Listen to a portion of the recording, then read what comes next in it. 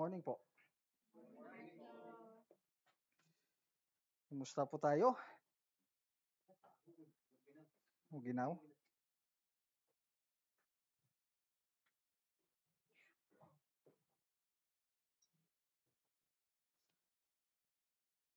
Ano ba? Ayun. Okay.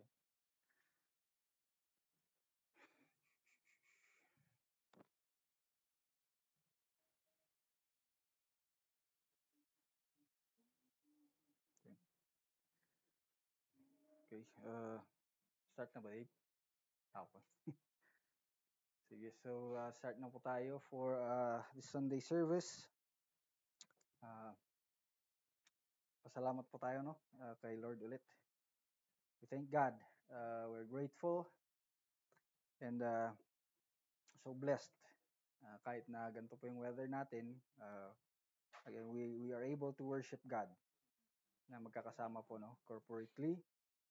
And even sa sarili nating mga oras, no? Sarili nating mga lugar sa bahay natin or kung saan man, we are blessed and privileged that we are able to um, talk about God, praise God publicly, even privately, of course.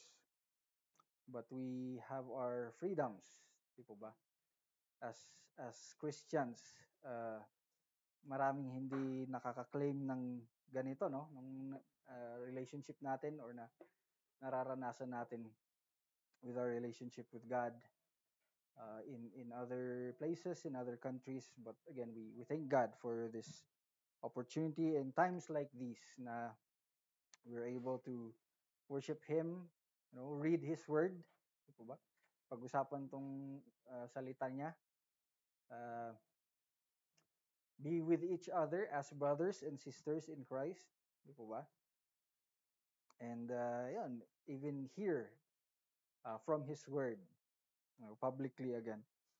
And yeah, all thanks, praise, and honor belong to God alone for that. And so this Sunday, this morning, uh, what we would be talking about, okay, is something na ano din, in our daily lives, hindi napapansin man natin or hindi, most of the time hindi kasi medyo subtle lang siya daily na nakakaapekto po sa atin negatively. Okay? Minsan hindi natin nakikita pero nandyan sa buhay natin. And yan, pag-usapan natin yan ngayon umaga. And again, look to God's Word kung paano natin ito uh, conquer. No? Paano natin to i-claim kay Lord or i-lift up kay Lord in victory and in a win, di po ba? Pero yon, kamusta po tayo ngayong umaga? Kamusta po tayo ngayong week or the past months recently?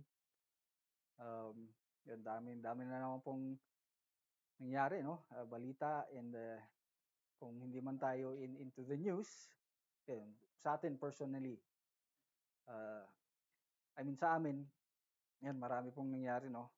As we have shared also during our prayer nights, daming struggles and trials, diba? And even in the world, um, marami pa rin mga gera in the Middle East, in Africa. Okay? But yun nga, we continue to trust and have faith in our God. Diba ba na siya po ang Diyos ng lahat. He's, yung kinanta po natin kanina, He's the name above all names, the King of Kings.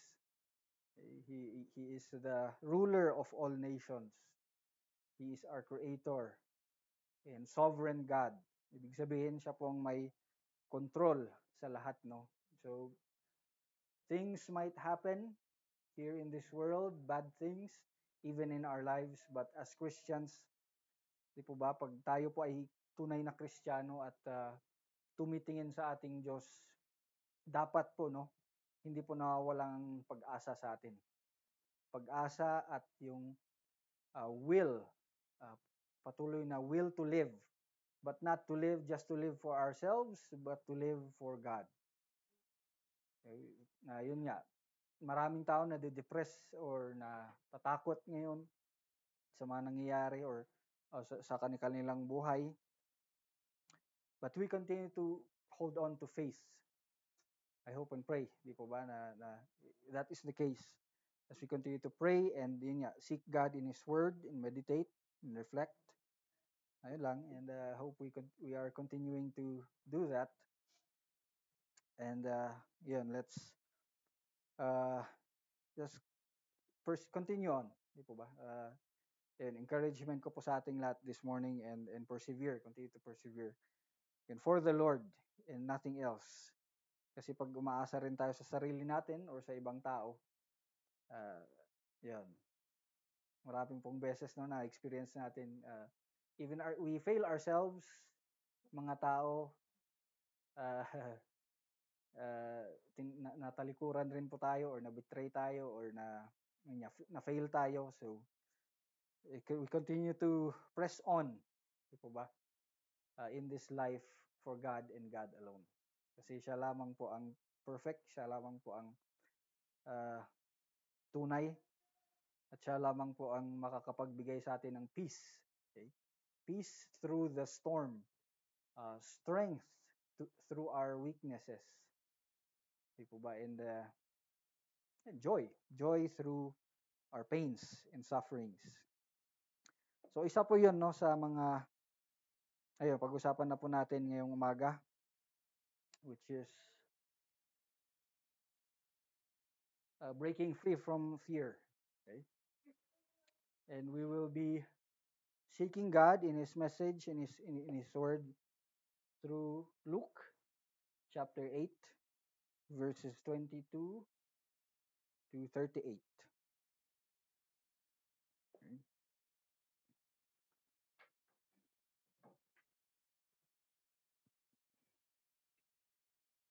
Sige. Before we continue, let's open up in prayer. Dear Lord, again, we thank you for this day. We thank you for who you are in our lives. That you are God, and that we are your people. You have declared it in your word only through your Son, Jesus Christ. Thank you for your Holy Spirit who continues to sustain us daily in our lives and protect us and guide us. And again, this morning, may we be sensitive. Give us a heart of discernment and wisdom, again, to receive your message and to be clarified and um, to be joyful also, and to receive your word uh, in the way that only you know how, Lord, and in our own personal and individual relationships. May you continue to reveal yourself to us again through your message this morning. We thank you. May you be glorified in this. We ask in Jesus' name. Amen. All right. Luke chapter 8, verses 22, kung nandun po tayo. Okay. So this is one of the passages na hopefully familiar po tayo, no? But very famous. And breaking free from fear. Bakit po ito yung pag-usapan natin? And we will see as we read on. Okay, kung nandun na po tayo, may read with me. Okay. One day, okay, Jesus said to his disciples, "Let us go over to the other side of the lake." So they got into a boat and set out. As they sailed, he fell asleep. A squall came down on the lake, so that the boat was being swamped, and they were in great danger. The disciples went and woke him, saying, "Master, Master, we're going to drown." He got up and rebuked the wind and raging waters.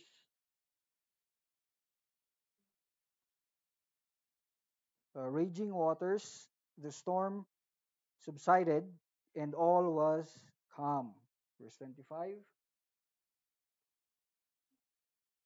In fear and amazement, they asked one another, uh, who is this? He commands even the winds and the water, and they obey him. Okay? Sige, dun po muna tayo. As we have read that passage in Luke chapter 8, okay, mapapansin po natin, no?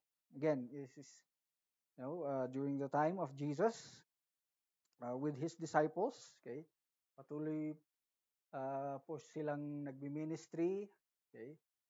They're going throughout the areas to teach and preach, okay, God's kingdom. Tapos ito, isang araw daw may nangyari na kailangan nilang mag-cross ng lake, okay, the Sea of Galilee. Okay, so konting lang din, background.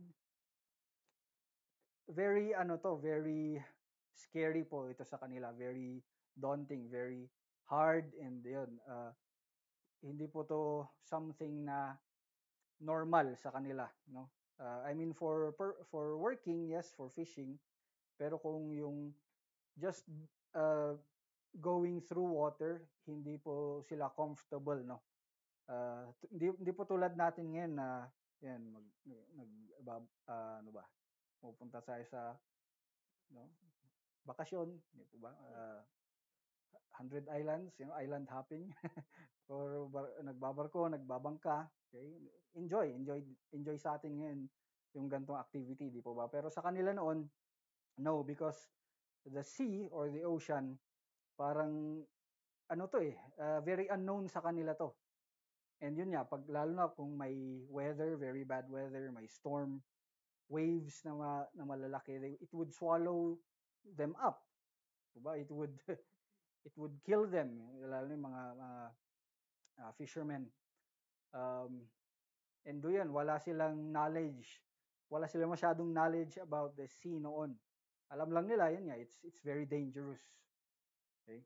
Hindi tulad sa atin ngayon, alam natin, di po ba? Because of, developments, science, and history, di po na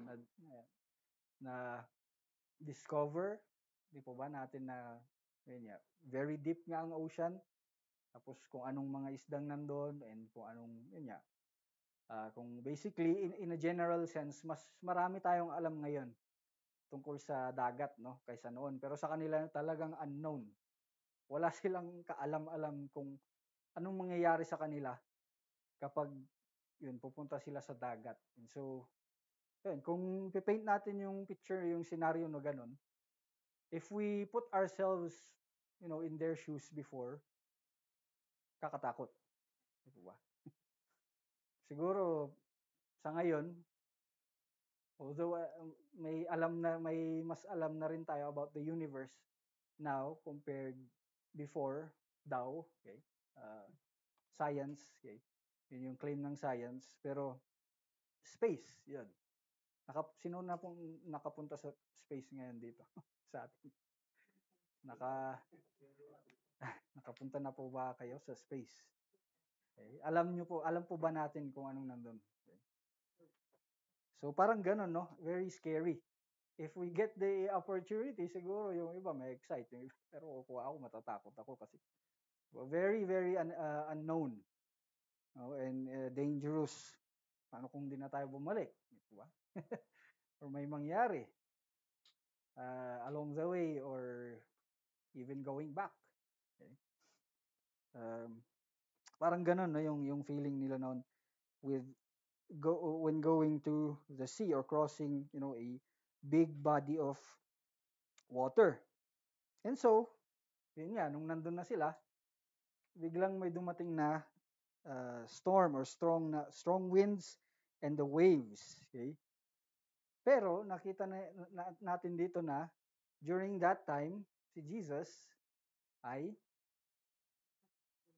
tulog. Okay? Verse 23, as they sailed, he fell asleep. Okay, tapos yan, dumating na yung squall, and yun yan, nagra-rock na yung boat, and they were in great danger. Okay? So imagine natin yun, yung nangyari dun, no, sa kanila. The disciples went and woke him saying, Master, Master, we're going to drown. And yun nga, we have heard and read before many times na pwedeng makarepresent ng mga strong winds, and waves. Pwedeng makarepresent nito sa buhay natin ng struggles, trials, testing sa buhay na mga pagsubok din. Di po ba? And yun, minsan na feel natin, nararamdaman natin na yun nga, saan si Jesus? Or parang yun, nagpo-pray tayo kay Jesus. We're going through, troubles in life. But when we ask Jesus and, look for him and try to talk to him, it seems na parang wala siya, no? Or hindi siya nakikinig. It seems na parang tulog siya. Natutulog ba ang Diyos? Sabi na rin. But no. Okay? Pero tuloy natin. He got up and rebuked the wind and raging waters. The storm subsided and all was calm. Okay? Where is your faith? Tanong niya. He asked his disciples. So, isipin natin, disciples niya na to. Okay?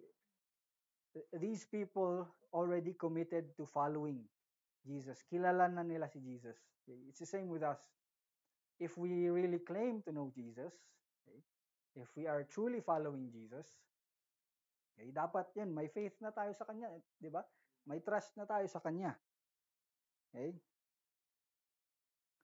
Pero yon, tatanong, during the storms or troubles in our lives, ganun rin ba yung reply niya or response niya sa atin? Okay, where is your faith? Okay. Yun nga, kung nagpa-pray tayo sa Kanya, ano ba yung prayer natin or ano ba hinihingi natin sa Kanya? Most of the time siguro. Hey Lord, basta malipasan ko lang tong problema na to, I will give my life to you. Ganun pa rin po ba? I will commit to you as long as you do this for me. Diba maraming times ganun yung natin prayer natin or request natin kay God. And which is yun nga, that indicates for us, para sa atin, dapat nakita natin yun na that is a faith. Kina-claim natin na Jesus is Lord and we have faith in Him. Pero kung ganun pa rin yung isip natin, yung prayers natin sa Kanya is that kind of faith, we should look at it as a lacking. Okay? Nagkukulang or mahina, weak na faith. Parang yung disciples niya rin noon. Ang worry nila is yung sarili nila. Yung buhay nila, yung kapakanan nila, kung anong meron sa kanila siguro, yung barko. They're worried about kung ano man, and their focus was not on Jesus. Okay? Mind you, yun nga, hindi natin to nabasa, no? But I hope nabasa natin. Pero here in the church or in this message, the past verses, okay, the past chapters, yun nga, kilala na nila si Jesus. May mga miracles na naginawa si Jesus. Okay? He already showed his followers, his disciples, his power and authority. Okay? Over everything, over life, death, okay? Nature, the powers of this world. Okay? And yun, ganun pa rin yung nila, yung faith nila. And it is right for Jesus also to ask. Tama rin dapat na tanungin tayo ni Jesus kapag lumalapit tayo sa Kanya, with our own selfish motives, natatanungin niya rin dapat tayo na, where is your faith? Okay?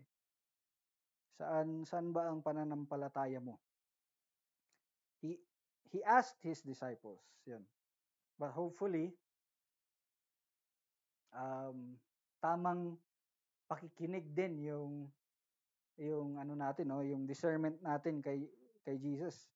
Baka mamaya biglang yun nga audible, maririnig natin sa radyo or sa TV. Bigla tayong tatanungin, where is your faith? Lord, kayo ba yan? No, dapat kung siya talaga yun, okay, he would really lead you to faith. Pero ito na nga yung way niya through his word. Okay? And I hope and pray that this is clear to us. Okay? Dapat klaro to, and ito na, dapat naririnig na natin si Jesus dito, where is your faith? He asked his disciples. In fear and amazement, they asked one another, who is this? He commands even the winds and the water, and they obey him. Okay? Ayun nga, fear. Talking about fear, yung takot siguro. Kasama na rin yung ibang negative thoughts, feelings, okay? Pag-aalala, worry. Okay? Ano yung huling kinatakutan natin? What was the last, or when was the last time we feared something? Okay? Or natakot tayo sa isang bagay, or tao siguro, may pangyayari? Kailan or ano ba ito? What was our most recent fear? Okay. Ipis? Okay. Let's look at it in a biblical way, no? Pag sinasabi yung fear and amazement na pinag-usapan or pinakita ng mga disciples dito is yun nga, lack of faith, walang faith, okay? Lack of faith in God, lack of faith in Jesus. Yun, kasama na nila si Jesus. God who already showed his power and authority over all things. And still, natakot pa rin sila for their own lives, for their own sake. Okay? Yun yung klaseng fear, no? Ibig sabihin, very selfish. It's a selfish thing na parang may mawawala sa atin. Okay?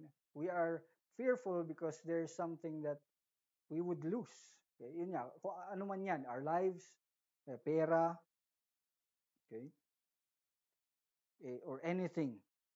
And so yun yung fear na sinasabi niya dyan. Okay? But again, Jesus showed his power and authority over nature, okay? Over creation. Ngayon nga, sabi niya, renebuke niya yung wind and waters, and the storm subsided and all was calm. Wow. So yun, tignan lang din po natin yung sarili po natin. Kung ano man pong kinatatakutan natin ngayon, it is very possible na panalunan natin to or itaboy natin to. Okay? It is very possible that we can conquer and win over our fears. Okay? Not just because of our own strength, but because of who Jesus is in our lives and because of his strength. Okay? So yun, minsan gina-justify kasi or nara-rationalize natin yung sarili natin na sasabihin lang natin, normal lang yan. Tao lang yan. Tao lang tayo. Okay lang yan na matakot. But there is a fine line kasi minsan pag ganun yung mindset natin na kapag parang tinatanggap na natin yun and then magsistay lang yun sa atin ng habang tumatagal at tumatagal, anong nangyayari? May napapansin po ba tayo kapag nananatili or tumatagal sa atin yung mga takot natin, yung mga pinag-aalalahanan natin? Okay? Most likely, it would come out in our words, in our actions, sa buhay natin, sa pamumuhay natin. And is that a life that God wants us to live? Is that a life that we should be living in faith? And yun ulit, yung tanong sa atin ni Jesus, where is your faith? Okay? And so, yun, I hope and pray na yun, alisin na rin po natin sa isip natin yun, no, yung okay lang yan, tao lang tayo. Okay lang na matakot. Okay? Diyan naman si Lord, diyan naman si ganito, ganyan. Okay? May backup naman ako, may insurance or ano. O kung ano man, no? Kung saan man tayo um, kung saan yung ano natin, yung kung saan tayo dumidepend. Okay? Hopefully that is not the case. But yun nga, we can conquer and we can win over our fears, okay? Because of Jesus, because of Him being in our lives, you know, the God of the universe, He is in our lives. So yun nga, He has given us also, binigay niya rin po sa atin yung authority and power to conquer over our fears. Okay? And yun. Let's continue. So just remember, no, bago pala tayo magpatuloy, fear. Fear, yun nga, kapag yun na yung nananatili sa buhay natin, it can cause us not to grow. Okay? It can keep us in the past. Okay? Fear can stop us from seeing God and His purposes. Okay? Fear can even cause us to sin. Okay? Fear can cause us to sin na, yun nga, kakasala na tayo dahil, yun nga, we are not conquering or winning over our fears. Okay, but again, Jesus has commanded us, you know, many times in His Word, be strong and courageous, for I am with you. Sabi ba? Ilang beses sinasabi yun. And we can definitely win and conquer over our fears. Okay, let's continue. Verse 26.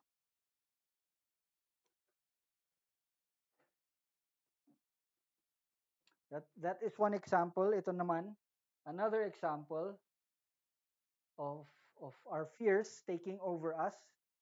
Okay? And kung anong gusto ni Jesus na iparating sa atin about our fears. Okay? That was one example over mga pangyayari sa buhay, no? Nature even, or kung ano man, okay? Or troubles and trials in our lives. Ito naman, makita natin sa ibang way. Okay? Ito, medyo nakakatakot rin to. As we read, they sailed to the region of Gerasenes. Sorry kung hindi na nababasa, but we have our Bibles. They sailed to the region of the Gerasenes, which is across the lake from Galilee. Okay, so nakatawid na sila, no? Katawid na sila. When Jesus stepped ashore, he was met by a demon-possessed man from the town. Okay? For a long time, this man had not worn clothes or lived in a house, but had lived in the tombs. Imagine yan. May nakita daw sila pagka cross nila ng sea, biglang may nakita silang nasaniban, demon possessed man, kanya hubad, at for a long time daw hindi siya namahay sa isang bahay or kasama ng mga tao, but he had lived in the tombs. Sa cemetery siya nabubuhay. Siguro pag naisip natin yung mga ano siguro, mga homeless. Or nakita, ako, kung makita natin yun nga, no? But again, demon possessed to, no? When he saw Jesus, verse 28, he cried out and fell at his feet, shouting at the top of his voice, "What do you want with me, Jesus, Son of the Most High God? I beg you, don't torture me." For Jesus had commanded the impure spirit to come out of the man. Okay? Many times it had seized him, and though he was chained hand and foot and kept under guard, he had broken his chains and had been driven by the demon into solitary places. Okay. So yun, very graphic, no? Kung imagine natin, kinulong na pala ito. He was chained by hand and foot, pero nakawala, nakalayas. And yun nga, he had been driven by the demon into solitary places. So again, this is one of the very graphic uh, passages in the Bible na makita natin. And the Bible testifies that demons are real. Okay? Totoo po. Angels and demons are real. Okay? Minsan may naririnig ako mga Christians din mismo na they dismiss itong mga passages na to, or they ignore it, no? Sasabihin nila, hindi, ano lang yan, parang symbolism lang yan, or ano. No, this, again, according to God, His Word, nangyari to, actual na history to. And so, that is what we believe in. That is our faith.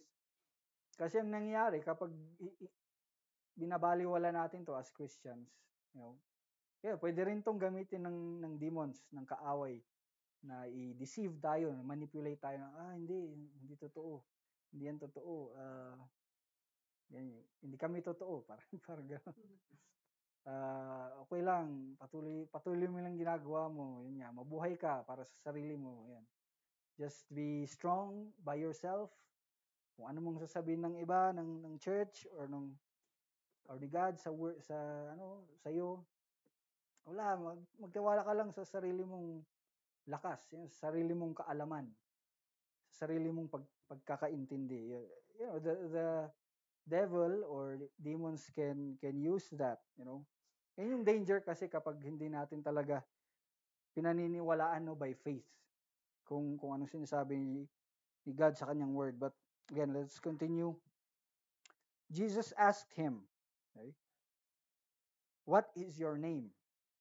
Okay. "Legion," he replied, because many demons had gone into him. And they begged Jesus repeatedly not to order them to go into the abyss. Okay.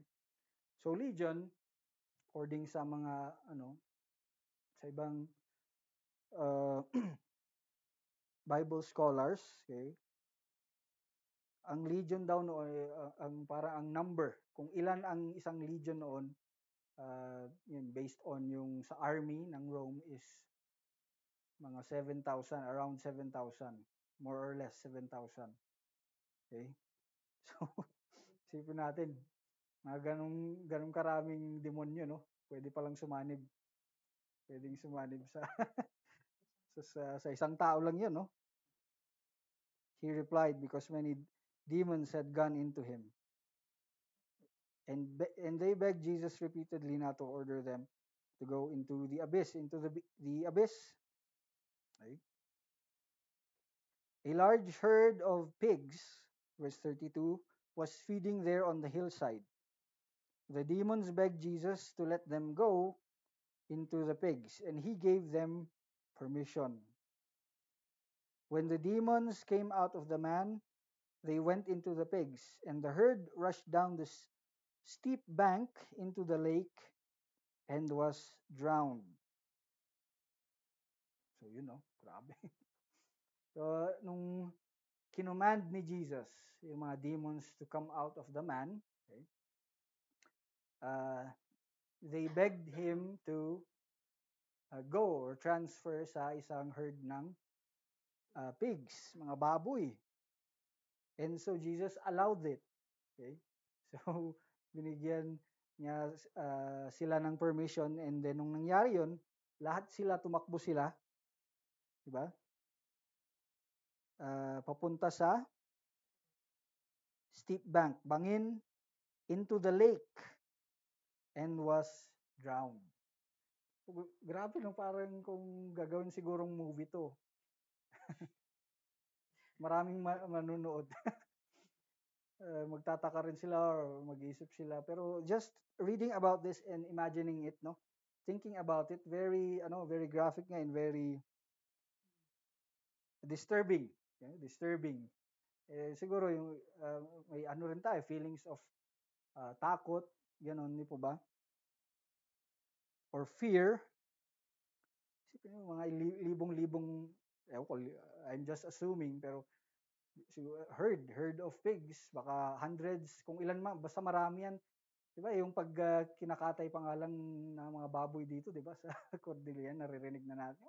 Di ba, lalakas. Lalakas. Isipin natin, hundreds na ganun, no? Grabe yung lakas. Tapos, sino bang hindi matatakot dun? Or yun nga, maaabala. Maabala din. Yun, but, yun nga, hindi yun yung focus, no? Dapat ang focus natin is, again, on Jesus. Okay? He commanded. Siya yung nag-command ng mga demons, ayun nga, to go into this herd to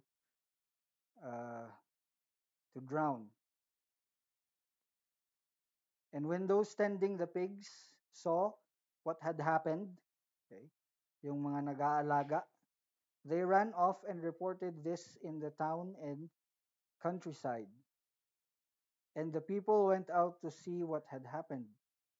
Yun nga, sino ba namang hindi maalarma, no? Pag ngayon nabalita to sa atin, biglang may nangyaring gano'n, no? Magva-viral yan, sigurado.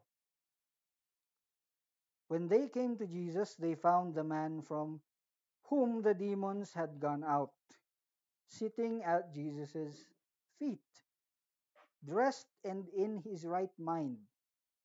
And they were afraid. Okay? So yun yung naging reaction din ng mga tao, no, sa nangyari nun. Of course, nakita na nila itong tao, itong demon-possessed man, no? Kilala nila to eh. Yun nga, they chained him. Okay? Ginawa nila siyang preso. Okay? Pero kilala ng taon itong taong to na nasaniban. Pero nung nakita nila na biglang okay na tong taong to, yun niya, matino na, okay? Nakabihis na, nakadamit na, at nakaupo sa paanan ni Jesus, nagulat sila. Okay? But also, tignan natin yung reaction nila doon. Sabi niya doon, they were afraid. Okay? Natakot din sila, no? And tignan natin yung reaction nila, sasabihin nila, those who had seen it told the people how the demon-possessed man had been cured.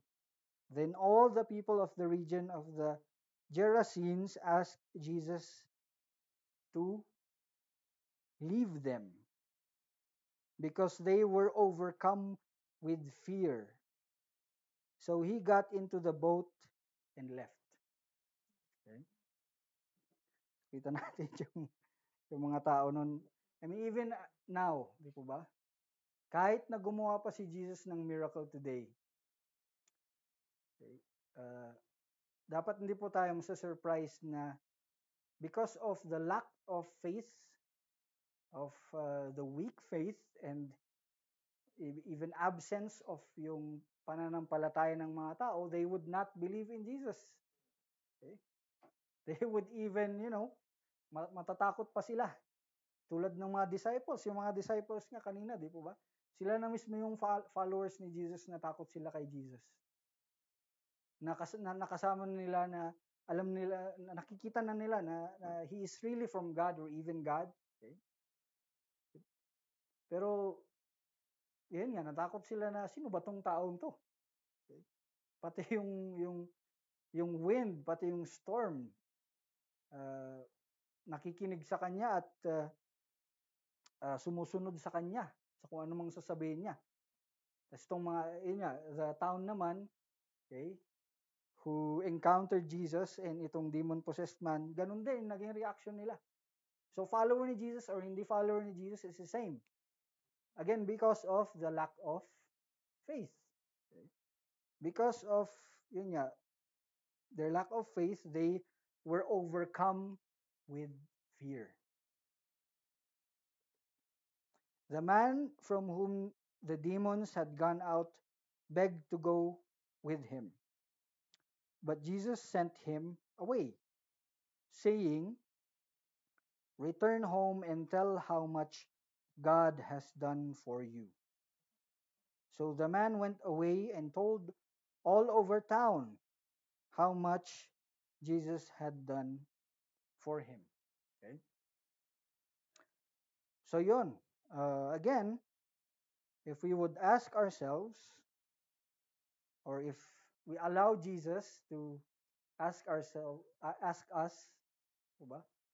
If we meditate and reflect on itong nabasa natin, we should ask ourselves, where is our faith?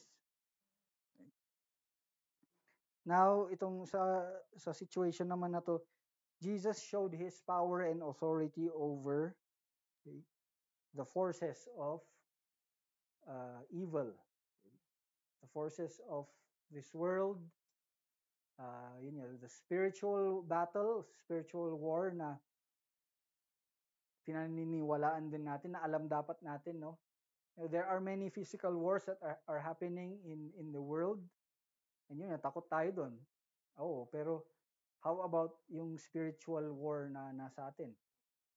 How about our life that is in God? Or yun nga, sure ba tayo doon? Or yung yun nga, pamumuhay natin araw-araw, physical lang ba? Or are we including God in our daily battles? Yeah, temptation, fear. Ano ba yung nag-overcome sa atin na fear, yung takot natin? Okay? But again, Jesus is showing himself to be, the victor, okay, the powerful one who we can always turn to and trust and go to. Yun nga, para ma-overcome itong mga fears natin. Okay? So, yun, nasubukan na ba natin na nasaniban? Sino na po dito ang nasaniban na rin? Okay? Nasaniban ng ano bang sumanib sa atin? Ako nasaniban ako ng pagmamahal.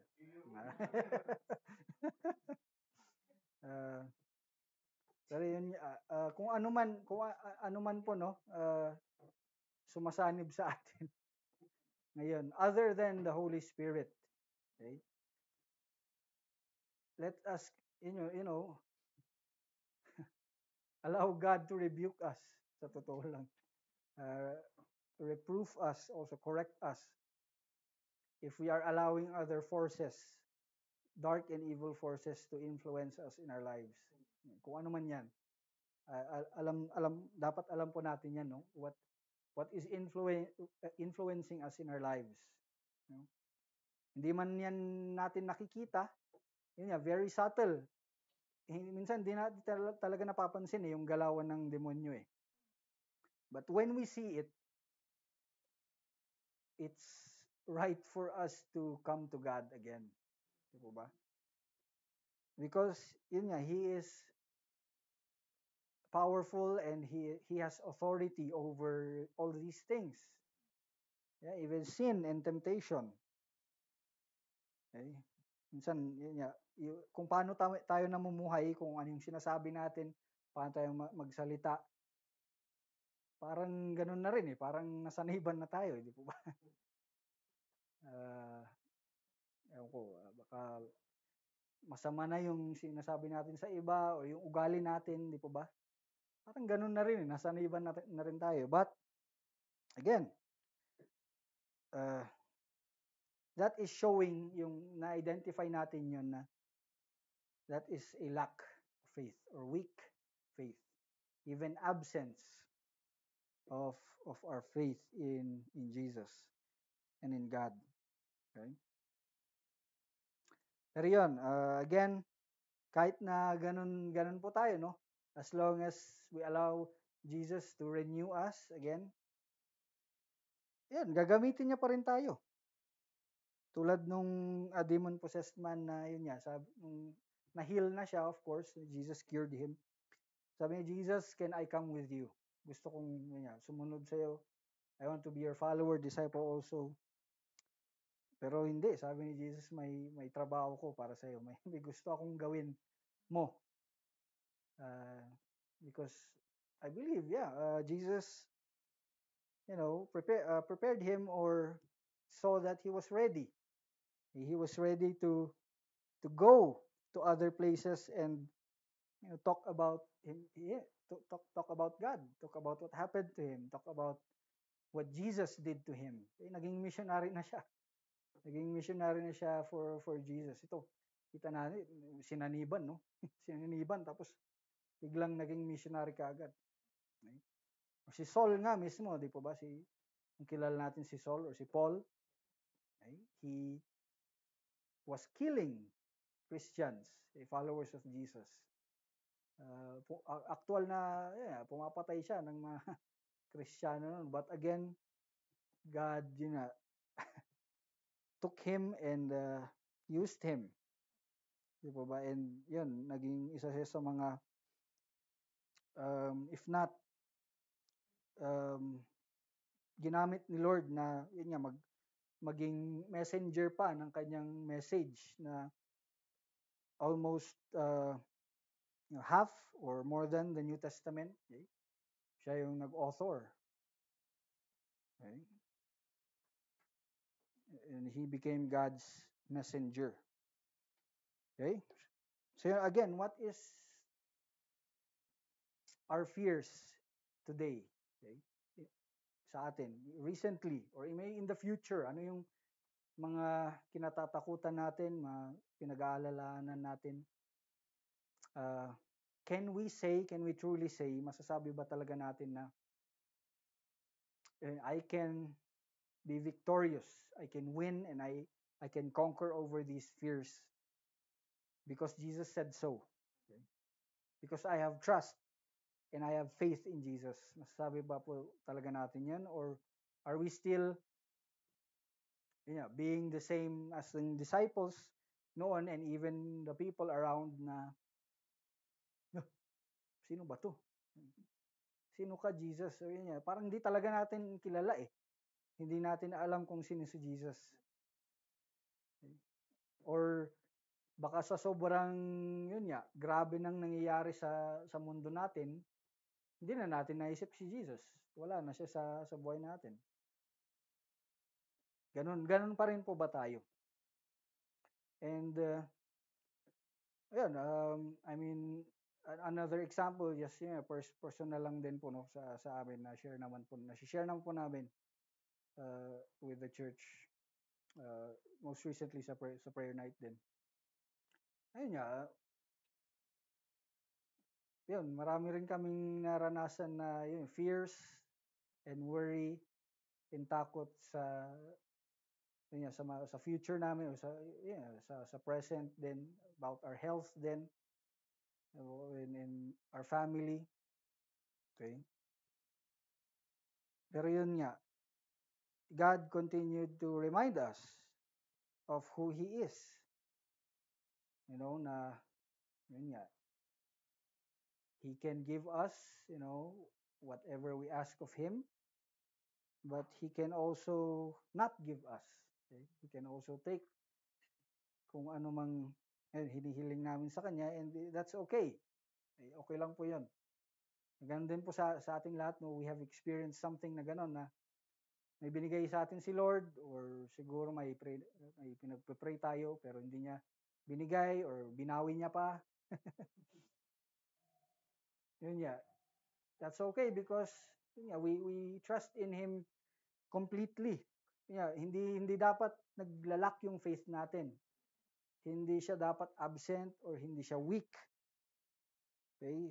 Yun ang sasabihin niya na I have power and authority over everything. Okay? Our lives, even our death. Okay? Ang nasa sa atin lang dapat is to pag magpatuloy lang no in faith and not let yung fears, yung mga nangyayari sa buhay natin na kinatatakutan natin, not let that conquer us or overcome us to the point na yun nga, na overwhelm na tayo, nabubulag na tayo no kay God sa kung anong gusto niyang gawin. Okay? For example, sa amin, kung talagang na-depress kami, na nalungkot kami, then we would just want to maybe give up kung ano mang pinapakita ni Lord sa amin ngayon or gusto niya ipagawa sa amin ngayon. Or we would not want to continue supporting missions anymore. Parang ganon. Sa atin din, ganon no, sa sarili nating buhay. Kung ano mang kinatatakutan natin ngayon, let that not stop you from doing what God wants you to do. That is our hope and prayer. Okay? And let us be encouraged. Again, because Jesus is here. Jesus is with us. Okay? And ayun pala. Sorry. Hindi ko na in conclusion, okay? Yeah, i-remind lang ulit natin sarili natin, just as simple as it can be fear may come from a heart that is doubtful, okay? Lacking or even absent of true faith that comes from God. And so, alalahanin lang po natin to, no? If we are experiencing this kind of fear, check natin. Ibig sabihin, baka nagkukulang ba ako sa faith ko kay Lord? Or even, baka to the extreme na sa sobrang takot ko, am I already sinning? Okay? Kakasalan na ba pala ako? Okay? But that is what fear does sa atin, no? It's really a lack of faith. Yun, nakita natin, binasa natin through Jesus again and his disciples. Okay? And breaking free, okay, from fear may not be easy. Okay? But Jesus assures and commands us that we can conquer and win over our fears with him and by his strength. Okay? So yun nga, again, we understand na siguro hindi ito madali, no? Kasi malaki siguro yung pinag-aalalanan natin, our worries and fears in life. But again, I hope and pray that we are continuously asking God for faith, for more faith, to trust and believe in him na yun niya, he already commands us. He is already telling us, sinasabi niya na po mismo. At sinisigurado niya na po sa atin na pwede tayong manalo. Okay? Or panalo na talaga tayo with him and by his strength. We can overcome our fears in life, and that we just need to continue to practice our faith in him. Amen po ba? Amen. So with that, let us end in prayer. Dear Lord, we thank you again for your word, for your message about our fears in life, and that these fears, whatever they may be, can never win or um, have a hold or keep us. Uh, and apart from you, oh God, oh Jesus, uh, these fears can overwhelm us. But with you and by your strength, thank you for reminding us that we have already won, and that you hold our assurance, and you have commanded us and promised that whatever happens, whatever is happening, and whatever will come in the future, that it is possible to win over our fears, to cast away our anxieties and our um, worries and our fears, because you, oh God, care for us, because you love us, but because you have given us this faith uh, that you have power and authority again over all of these things. And so we continue to uh, lift these things up to you. May continue to minister to us and use again your word to change us and transform us. And may you continue to use us for your glory. And all of these things we ask in Jesus' name. Amen. Amen. So, God bless po sa ating lahat.